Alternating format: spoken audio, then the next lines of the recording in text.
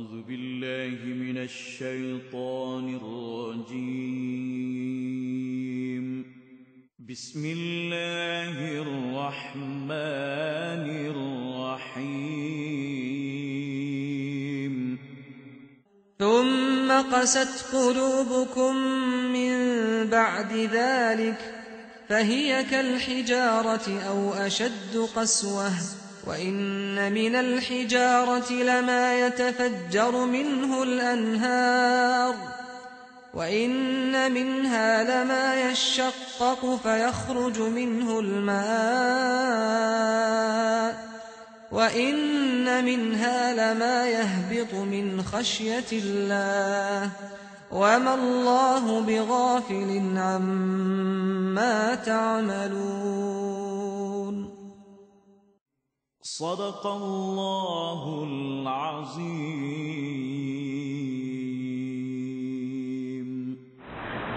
ثم قسat qulubukum min ba'di dzalik, kemudian sesudah itu hati kamu menjadi keras.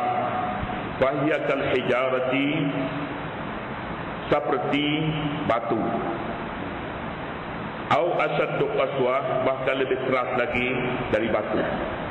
Wa inna minal hijarati lama yatafajjaru minhul anhar, padahal di antara batu-batu itu ada yang terpancar dan mengalir air sungai daripadanya.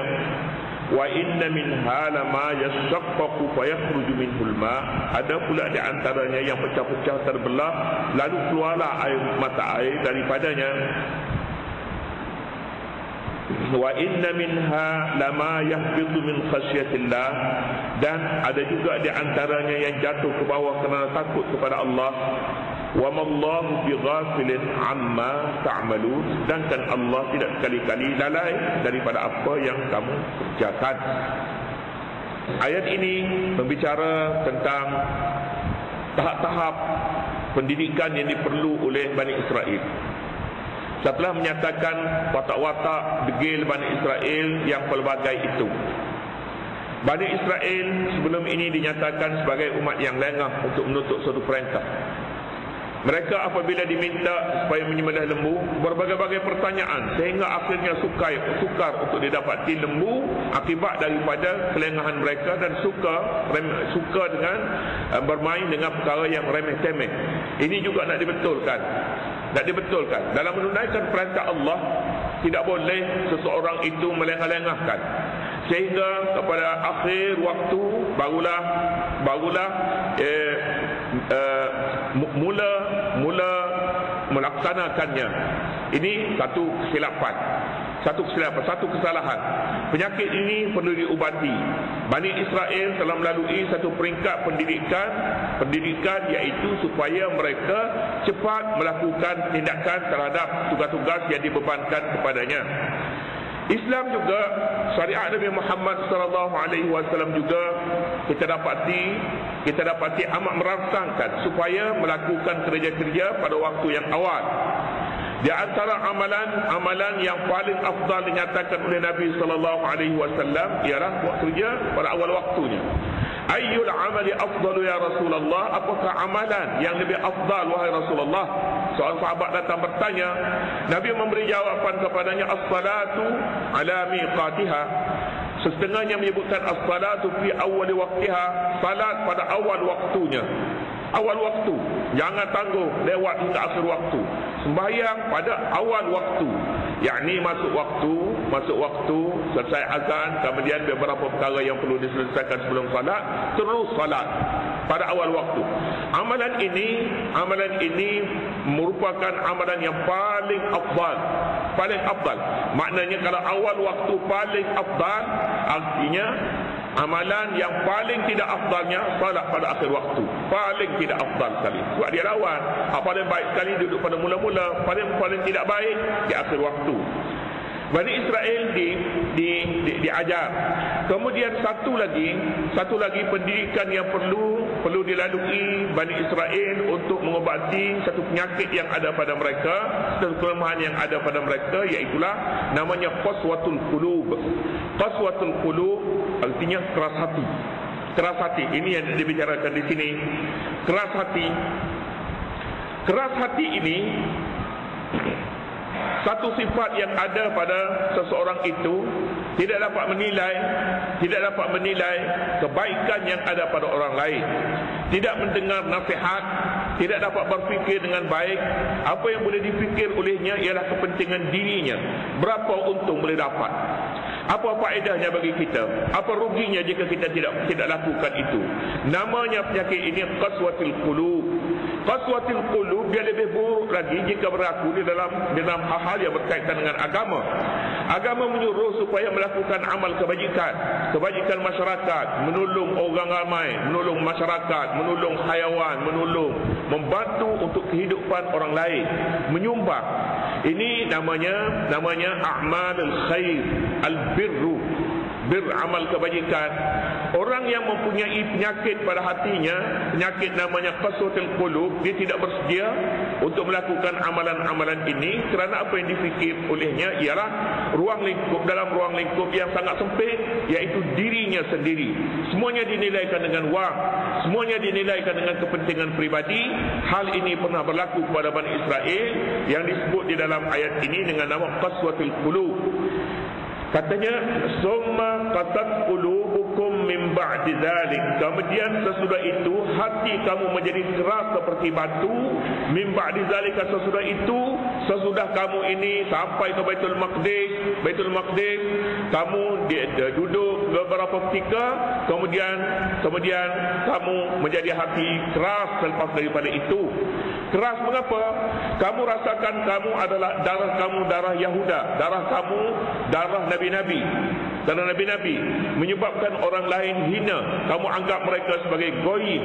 Goyim artinya manusia dalam rupa binatang orang lain. Manusia yang bentuk manusia, rupa manusia hanya Yahudi saja. Kamu anggapnya begitu. Kamu menganggap bahawa kamu mempunyai darah yang pasti masuk surga apapun amalan kamu. Kamu keras hati, kamu melihat apabila kamu pastinya masuk surga, maka tidak ada makna orang lain. Orang lain kamu tidak izinkan untuk masuk surga kerana nanti sama dengan kamu. Sifatnya begitu. Sampailah kepada hari ini pun kita lihat pembunuhan sanggup dilakukan oleh kumpulan ini, oleh setengah Yahudi, sanggup membunuh kanak-kanak, sanggup membunuh wanita yang tidak berdosa dan sebagainya. Mengapa? Kerana mereka mempunyai satu penyakit namanya qaswatul qulub, keras hati. Keras hati ini bukan hanya pada Yahudi saja, tetapi juga pada bukan Yahudi pun apabila ada padanya, maka dia menjadi satu sifat yang sangat buruk dan tidak boleh menyumbang. Katanya fahiyakal hijarati au asaddu qaswa, bahkan seperti batu, fahiyakal hijarati, seperti batu, au asaddu qaswatan, ataupun lebih buruk lagi, lebih keras lagi daripada batu. Batu boleh menyumbang kepada tamadun manusia. Batu boleh dibuat rumah, boleh dibuat bangunan tinggi-tinggi. Batu meskipun keras dia boleh menyumbang, mesti menyumbang. Tetapi kerasnya hati manusia dia tidak boleh menyumbang. Apabila dia tidak nampak, hanya dia nampak sesuatu dalam lingkungan yang sangat sempit, iaitu dirinya saja, tidak akan menyumbang kepada orang lain. Sedangkan matlamat hidup manusia ini ialah menyumbang dalam setengah keadaannya. Orang lain kemudian baru diri sendiri. Orang lain kemudian baru diri sendiri. Orang yang hatinya seperti batu ini, seperti batu, tidak boleh menyumbang seperti mana batu sekurang-kurangnya menyumbang. Asaddu qaswa. Selain daripada itu pula Al-Quran menyatakan, wa inna minal hijarati lama yatafajjaru minhul anhar.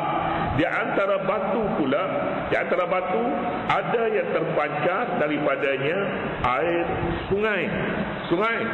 Di celah-celah batu keluar mata air di celah-celah batu. Ada di antaranya begitu, meskipun keras boleh keluar sesuatu yang lembut selembut air. Bani Israel sudah diperlihatkan sebelum ini apabila mereka kehabisan air di padang pasir. Nabi Musa AS lalu memukul dengan tongkat mukjizatnya, memukul batu, lalu batu boleh mengeluarkan 12 mata air mengikut keturunan kaum kabilah Bani Israel. Mereka telah menyaksikan betapa batu yang begitu keras boleh keluar air yang terpancar-pancar daripadanya. Bani Israel sepatutnya mengambil perhatian daripada batu yang keras ini dan jangan membiarkan hati mereka keras seperti batu. Batu boleh menyumbang, tapi keras hati mereka tidak menyumbang kepada manusia. Wa inna minal hijarati lama yatafajjaru minhul anhar wa inna minha lama yashaqqaqu wa yakhruju minhul ma. Di antara batu pula ada yang pecah-pecah, fa yakhruju minhul ma, lalu keluar daripadanya air, keluar daripada batu yang keras. Alam batu adalah satu alam yang terpisah daripada kita. Kita tahu bahawa pada batu itu hanya dia keras saja. Kita tidak tahu bahawa batu ada di antara batu ini yang hidup, membesar seperti juga hayawan lain, seperti juga pokok-pokok membesar. Barangkali kita tidak pernah pergi ke kubur, kita tak perhatikan batu-batu di kubur itu, kerana kita anggap batu itu seperti orang mati juga, ia pun mati di kubur. Tidak. Antara batu di kubur ini ada yang membesar, ada yang membesar, yang berpuluh-puluh tahun duduk ini, kedudukannya dah begitu ketat dalam kawasannya itu. Mengapa? Kerana dia membesar. Sesuatu yang membesar ni artinya dia hidup. Yang hidup ini yang dapat dilihat. Tapi Quran memberitahu kita lebih jauh daripada itu. Ada batu ini yang pecah kerana takutkan Allah. Ada batu ini yang gugur dari bukit ke bawah kerana takutkan Allah. Dia tidak gugur semata-mata gugur, pecah semata-mata pecah. Tidak. Sebab itulah di dalam pengajian tasawuf, kita tidak boleh mengkhianati batu. Mengkhianati batu tanpa satu tujuan, maka kita lagakan batu, kita pecahkan batu. Tak boleh. Nak buat rumah dia yang lain pula kita katanya pasal barang ni mustahsarat. Semata-mata kerana tangan ganas, semata-mata lalu memecah batu, lalu mengganas apa saja yang ada di hadapan, adalah suatu amalan yang tidak dipandang baik oleh Islam kerana merosakkan tasbih mereka. Tasbih batu yang sempurna, tasbih ini lebih sempurna daripada tasbih batu yang sudah pecah-pecah. Jadi oleh kerana itu, lihatlah tasbih yang baik daripada batu yang juga baik. Itu. Wa inna minha lama yashaqqaqu fa yakhruju minhul ma wa inna minha lama yahbitu min khasyatillah. Kalau batu ni begitu, ada yang terpancarnya air sungai, ada yang terpancar daripadanya air daripada celah-celah batu yang pecah, ada di antara yang gugur kerana takutkan Allah. Hati bagaimana? Hati bagaimana? Berapa kali hati kita rasa mengalir air sungai daripada mata kita? Berapa kali? Tak pernah mengalir pun, tak pernah mengalir. Sedangkan dalam hadis ada menyebutkan mata badan yang mula-mula sekali masuk surga, iaitulah badan yang mempunyai hati yang mengalir air mata daripadanya kerana takutkan Allah. Itu dia. Mata yang apabila berbuat muhasabah tentang dosa, tentang amal ibadat, tentang banyaknya kelemahan-kelemahan atas sifatnya sebagai hamba Allah, lalu menangis. Umpamanya, ini mata yang baik sebenarnya. Mata ini dianggap mata yang boleh menyelamatkan seseorang itu daripada neraka. 7 golongan dalam hadis menyebutkan 7 golongan yang dimasukkan ke surga dan dilindungi di bawah naungan aras. Salah satu daripadanya ialah rajulun 7 golongan. Satu golongan yang beribadat malam, kemudiannya matanya menangis apabila bermuhasabah di waktu malam. Lebih kurang begitulah maknanya dalam ibadat dia menghayati doa yang dibacanya, zikir yang dibacanya, keadaan kelemahan yang ada padanya, lalu menangis. Ini juga satu amalan yang sangat besar. Jadi bandingan orang yang keras hati dengan batu yang keras ini mempunyai sentuhan yang sangat tajam sebenarnya. Sebagaimana seseorang itu melihat batu keras, hati demikian juga keras. Wa mallahu bighafilin amma ta'malun. Allah tidak lupa kepada apa yang kamu kerjakan. Yang kamu kerjakan ada baik dan ada buruk. Tuhan tidak lupa. Mana-mana baik pasti dibalas dengan baik, yang buruk pasti dibalas dengan buruk. Tapi tahulah bahawa hati adalah segala-galanya. Dalam satu hadis ada menyebutkan, inna fil jasadi mudghah idza saluhat salahal jasadu kulluh wa idza fasadat fasadal jasadu kulluh ala wa hiya qalbu. Pada manusia ni ada seketul daging, mudrah, seketul daging. Daging ini kalau baik-baiklah dia, kalau buruk-buruklah dia, namanya al-qalbu. Al-qalbu tu hati. Bicara ini bicara yang boleh diperdalamkan lagi. Maksud itu, hati itu apa dia? Maksud hati. Al-Quran bila bercakap pasal manusia boleh berfikir, dia tidak sebut akal, dia sebutnya qalb, hati. Hati ini mempunyai hubungan dengan akal. Kadang-kadangnya disebutnya akal, kadang-kadangnya disebut hati. Yang menentukan hidup matinya manusia ini pun kita tak tahu sebenarnya. Setengah orang katanya akal dulu, akal yang akhir sekali mati, akal. Setengah yang menyebutkannya yang jantung dulu berhenti. Jantung berhenti itu matilah dianya. Ada katanya jantung tu berhenti tapi akal tak berhenti lagi. Kita katanya dia ada kerjasama lah tu. Mati siapa dia dulu tu tidak penting, tetapi berfungsi seorang itu atas sifat dia sebagai manusia yang sempurna. Dua ni lah ni yang memainkan peranannya, jantungnya dengan akalnya. Quran tu dua ni menyebut liman kana lahu qalbun aw alqasam wa huwa syahid. Dia menjadi pengajaran kepada orang yang ada hati. Inna fi zalika la'ibratan liulil albab. Itu menjadi pengajaran kepada orang yang mempunyai hati. Kadang-kadangnya disebutnya berfikir, kadang-kadangnya disebutnya akal. Kita tidak kisahlah sebenarnya akal ke hati ke. Pentingnya semuanya ini mesti digerakkan untuk melembutkan hati. Apabila hati menjadi lembut, maka akan terpancarlah daripadanya mata air yang boleh memberi menyumbang kepada kehidupannya dan masyarakat di sekelilingnya. Di dalam hadis ada menyebutkan beberapa perkara yang boleh melembutkan hati. Melembutkan hati yang keras. Antaranya zikrullah. Zikir, baca Quran, dia boleh melembutkan hati. Tapi kita ni ada satu perkara kelemahan. Kelemahannya bila nak cari ubat pelembut hati, minta air tawar. Begitu ubat Yasin, baca doa-doa yang tertentu. Tak mahu baca Quran banyak-banyak. Baca Quran semua sekali sebagai jalannya. Tak payahlah kita main segera dimasak cepat dimakan. Segera dia masak cepat dimakan ini sebenarnya dia tidak membina kesihatan. Dia boleh mendatangkan penyakit, boleh mendatangkan. Cari perkara zikir yang boleh membina kesihatan, boleh membina kepada kita, membina jiwa manusia. Zikir Quran yang paling yang telah dicadangkan oleh Nabi SAW. Yang jenis-jenis air ni kita tidak boleh terpengaruh sangat sebenarnya.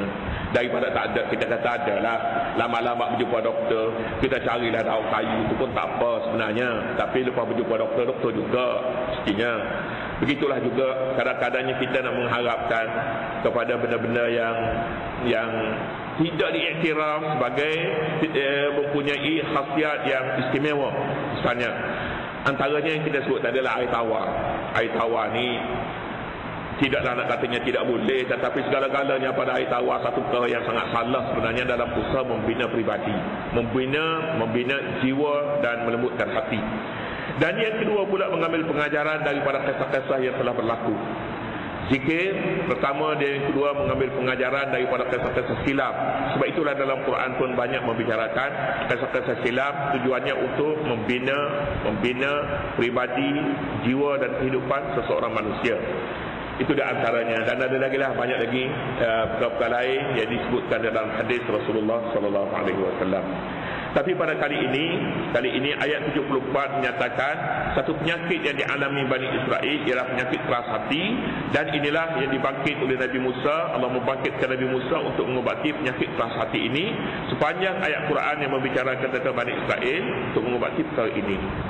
Kemudian seterusnya, apa tuhma'una ayyu'minu lakum Allah.